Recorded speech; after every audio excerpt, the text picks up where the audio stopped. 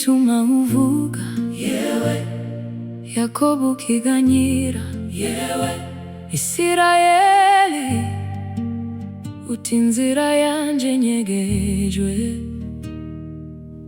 Uhoraho kandi uti ivyanje, Imana yanje iravyirengagiza.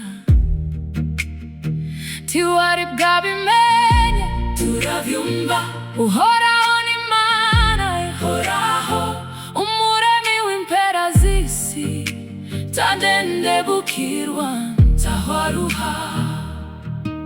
Ubwenge bwiwe ntibuserangurika,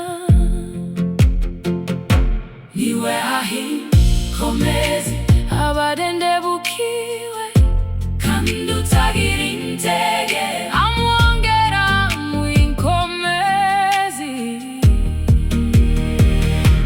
Uhoraho umwami niwe nkomezi zanje,